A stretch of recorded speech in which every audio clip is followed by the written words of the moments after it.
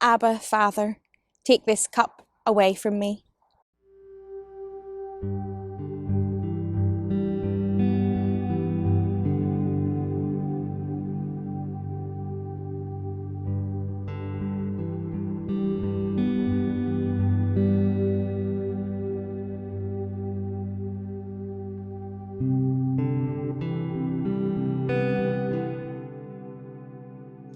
The garden.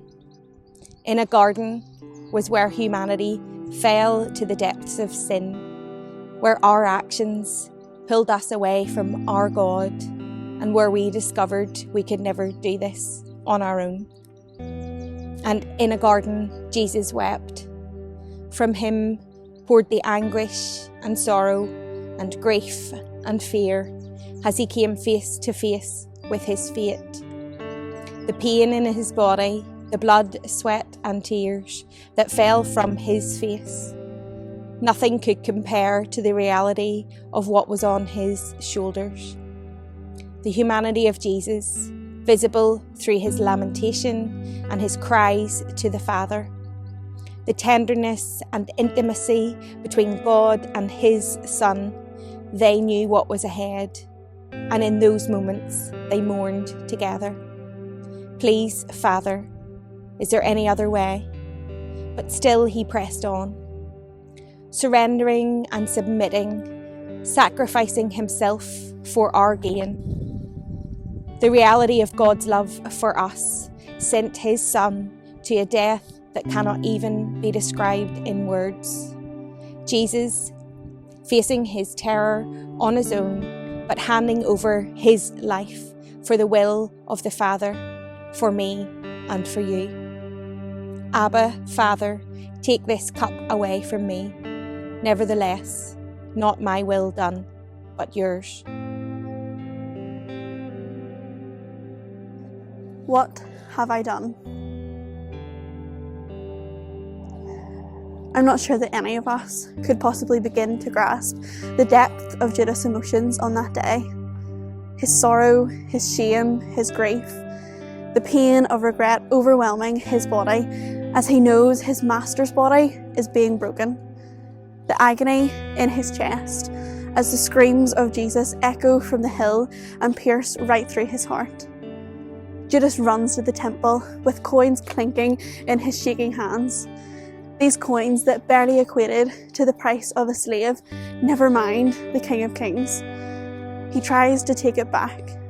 He tries to reverse the betrayal. But the mistake has already been made. The deal has already been done. And they've got him.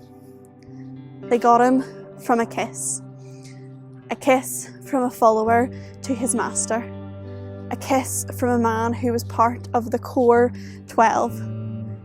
A kiss from a man who walked with Jesus, who ate with him, who witnessed his miracles, who seen his divinity in the flesh and was physically in the presence of the Son of God. A man who knew all of this and still got it so wrong. I don't know the man. Oh, how Peter's journey with Jesus meandered, hot, cold, highs and lows. The grace of a God who washed his feet all the while, knowing he would deny him when it mattered. Peter declaring he would follow him even till death. The faithful companion accompanying Jesus to Gethsemane. But as Jesus was preparing to be delivered into the hands of those who condemned him, Peter's eyes were heavy, falling asleep, not keeping watch as he should. And they came with swords and clubs sent from the chief priests and elders. Peter, from his slumber, rising to defend, cutting ears with swords, defending the task that Jesus came to do. And as they bound him and led him to his trials, Peter following at a distance. As he stood warming by the fire, not once, not twice, but 3 occasions, just as Jesus had predicted, Peter denied his Saviour. Before Peter could remember the word Jesus spoke to him, As the crowds grew, Peter, broken, weeping, he fled the scene. But he's done nothing wrong. This was not an ordinary day in the job for Pontius Pilate. An innocent Jesus handed over to his judgment, Pilate's mind toing and froing and being wrapped up in this complicated mess. He can't seem to find a way out. He passes this responsibility between himself, Herod, and the angry crowds below, trying his best to get out of this chaos. He can't let himself be a part of this complete destruction of justice. He interrogates Jesus, trying to find some form of crime that can explain the passion and pressure from those standing outside. He picks out Barabbas, whose list and severity of crimes cannot be compared, and he hopes that this contrast will awaken the blinded audience. But still, they shout for Jesus. They are still desperately enraged and angry at a man who has really done no wrong. And in the end, the pressure was too much. The voices were too loud. And hesitantly, Pilate gives in and hands over Jesus to their will. To avoid a political suicide, he gives them their own king to crucify, and he washes his hands of the whole thing. That should have been me. Notorious, rebel, murderer, rising up against the Romans. Prepared for crucifixion, Barabbas escaped by the skin of his teeth. Chosen by the mob for freedom as Christ was sentenced in his place. Barabbas stood by watching as Jesus was led to a punishment that he knew he deserved. The innocent one, Christ, sent to the cross. The guilty, Barabbas, set free.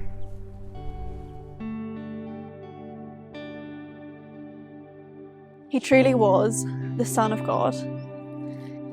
This Roman centurion, not even mentioned with a name, must have seen many a crucifixion in his days. But this one was different. As a Roman officer, he had a front row seat, and maybe even a starring role in the events that led up to Jesus' death on the cross. He was the commander, the person in charge of every soldier who handled Jesus on this journey to Calvary. The mocking, the beating, the crown of thorns, a passerby forced to carry a heavy cross behind a broken and weary Jesus. Nails driven through his wrists, and his body lifted with the wood that it was bound to. The taunting, the teasing, the abuse they hurled at him, all of this was under this man's orders, and he watched along without a second thought. But as it all came to a close, as Jesus breathed his last breath and the curtain in the temple tore in two, something switched. As this centurion stood and stared at Jesus' lifeless body, his jaw to the floor, his heart in pieces and his soul stirred, he recognized Jesus for who he really was. There are no words. Following Jesus on the road to Calvary, the cross carried through the crowded streets. These women witnessed his miracles, listened to his words, passionately devoted in all to Christ. Mary, his mother, carried him in her womb, gazed on him wrapped in swaddling clothes, lying in a manger. Some had seen him drive out demons and heal the sick, all forever changed. They stood at the cross, moving closer as the crowds dispersed. Jesus crucified with two criminals at his side, one forgiven in his last moments. Jesus' last words, "It is finished." The earth shook, the darkness of the afternoon enveloping them. Standing on blood-soaked ground, Mary's agony of watching her beloved child, knowing there was nothing she could do. gut-wrenching grief, but yet they dared to stay, refusing to look away. This Friday felt far from good. It was painful, it was petrifying, it was devastating, it was dark. It seemed as though all had been lost. Jesus, sacrificing himself, taking our place, laying down his life for us, experiencing the pain of separation from God so that we would never have to. In this day, the pathway to hope had begun. This was what he came to do. All of these people, all of these stories, all of these pivotal moments, leading to one of the darkest moments in history. But this death did not mean defeat. On this cross, our sin was crucified with him. Through this sacrifice, we are made righteous in his sight. And because he died, nothing can separate us from the love of our God.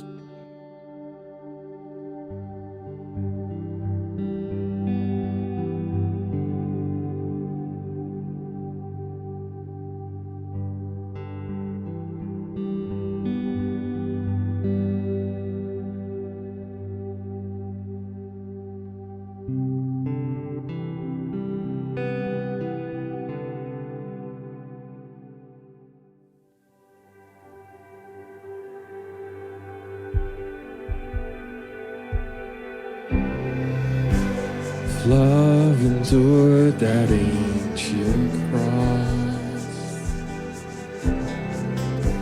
How precious is my Savior's blood. The beauty of heaven wrapped in my shame. The image of love upon death's frame. If having my heart was worth the pain, what joy could you see beyond the grave? If love found my soul worth dying for, how wonderful, how glorious, my Savior's scars, victorious, my chains are gone, my debt is paid, from death to life, from grace to grace.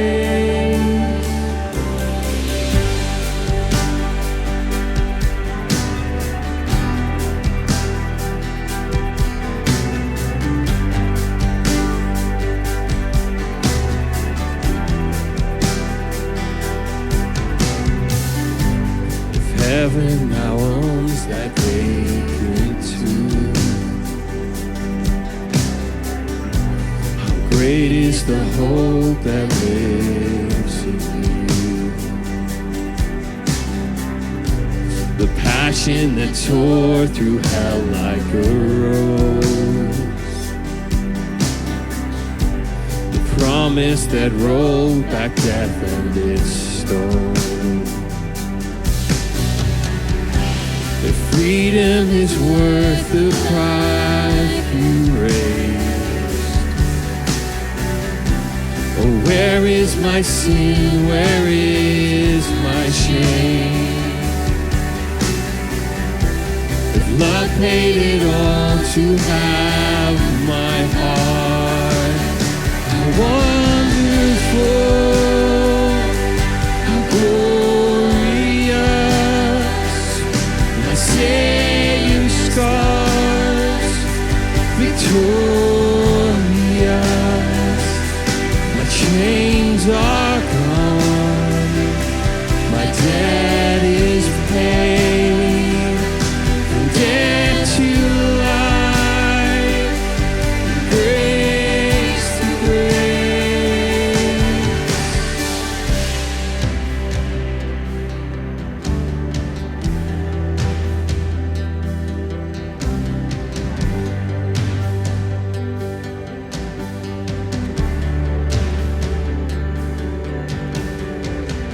I see that cross, I see freedom. When I see that grave, I'll see Jesus. And from death to life, I will sing your praise. In the wonder of your grace. I see that cross, I see freedom. When I see that grave, I'll see Jesus. And from death to life, I will sing your praise. In the wonder of your grace, how my soul will sing your praise. In the wonder of your grace, how my soul will sing your praise. How wonderful, how glorious, my Savior's scars, victorious. My chains are gone, my debt is paid. From death to life, from grace to grace.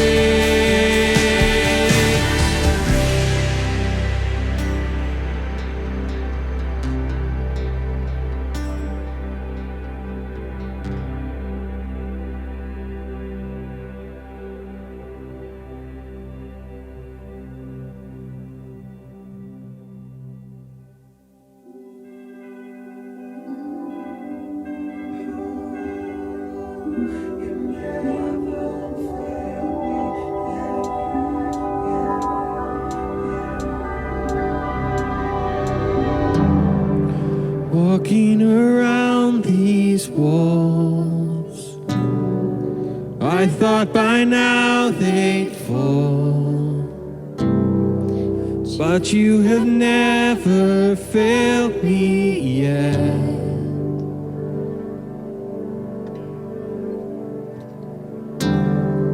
Waiting for change to come, knowing the battle's won,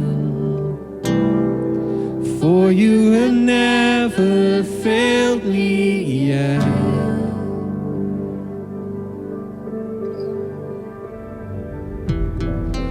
Promise still stands, great is your faithfulness, faithfulness. I'm still in your hands. This is my confidence. You never failed me yet.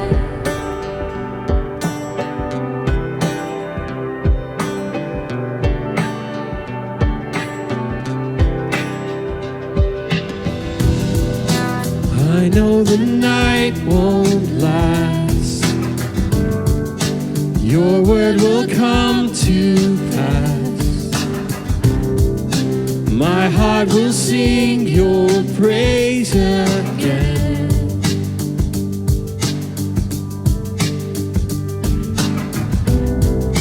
Jesus, you're still enough. Keep me within your love.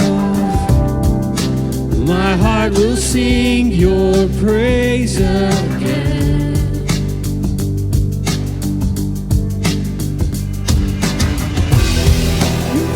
Still stands, great is your faithfulness, faithfulness. I'm still in your hands. This is my confidence. You never fail. Your promise still stands. Great is your faithfulness, faithfulness. Still in your hands. This is my confidence. You never failed me yet.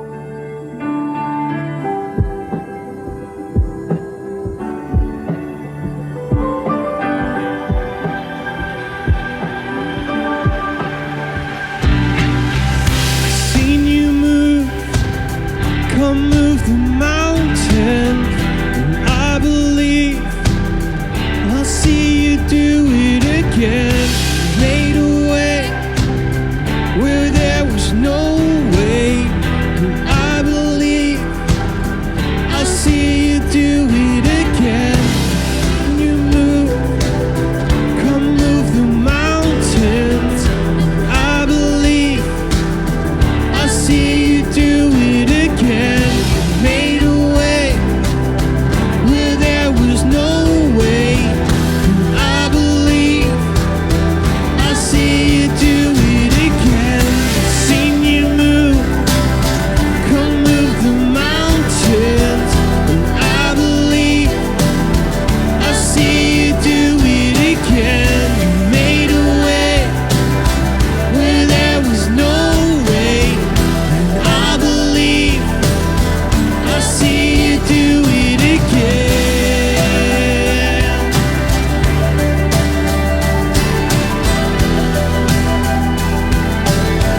I see you do it again.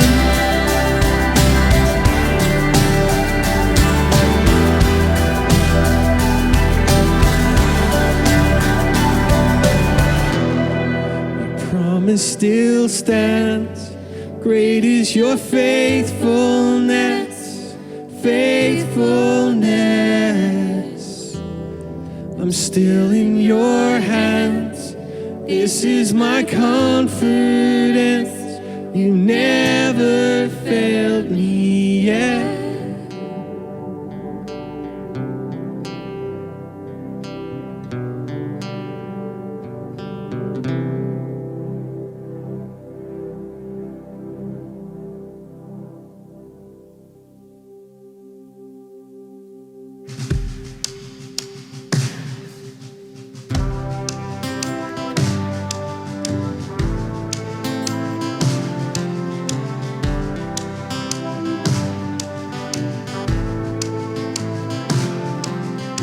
Oh, oh, oh, oh, oh, oh, oh. Oh, the earth cried out for blood, satisfied her hunger was. Where billows calmed on raging seas, for the souls of men she craved. The sun and moon from balcony turned their head in disbelief. The precious love would taste the sting, disfigure and disdain. On Friday a thief, on Sunday a king, laid down in grief, but awoke with the keys of hell on that day, the firstborn of the slain. Man, Jesus Christ lay death in his grave. Oh, oh, oh, oh, oh, oh. So 3 days in darkness slept the morning sun of righteousness, but rose to shame the throes of death and overturned his rule. Now daughters and the sons of men will pay not their dues again. The debt of blood they owed was rent when the day rolled anew. On Friday a thief, on Sunday a king, laid down in grief, but awoke with the keys of hell on that day, the firstborn of the slain. The man Jesus Christ lay in his grave. Oh, oh, oh. Death in his grave.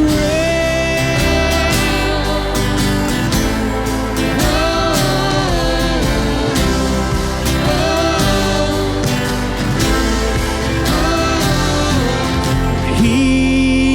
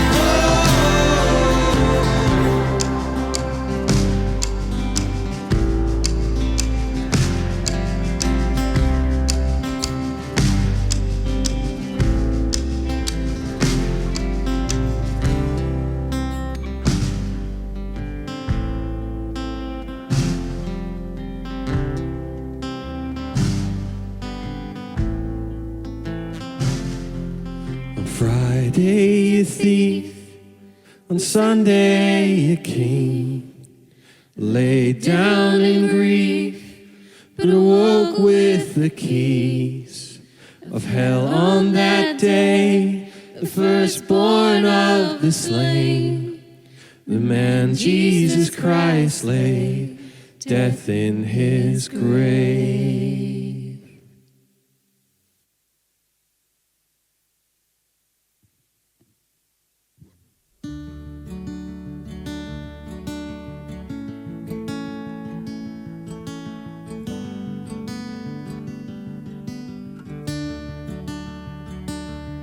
There was a day we held our breath and felt the sting of bitter death, and all our hopes were buried in the grave.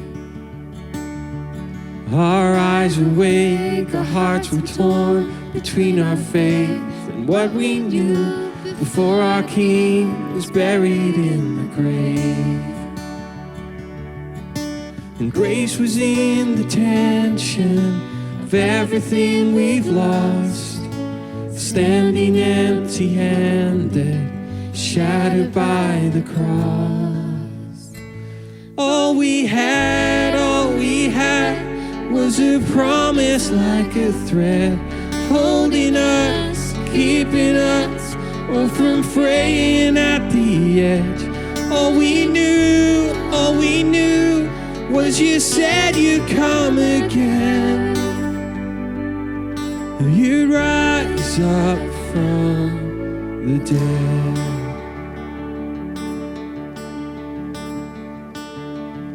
There was a day we looked for proof that you had risen from the tomb, and all our doubts began to roll away. But we touched the scars upon your hands, you kept your word, O Son of Man. You buried death by taking on the grave. And you came here to save us, 'cause everything was lost, no longer empty-handed, clinging to the cross. All we had was a promise like a thread, holding us, keeping us, oh, from fraying at the edge. All we knew was you said you'd come again. You'd rise up from the dead.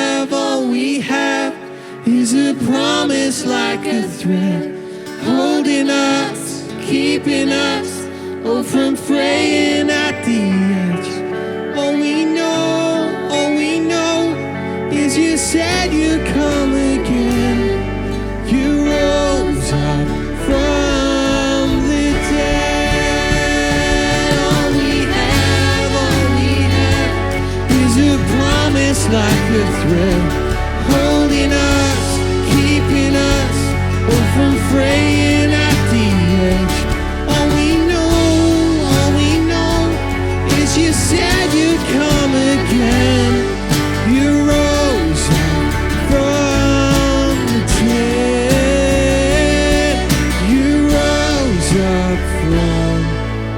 dead.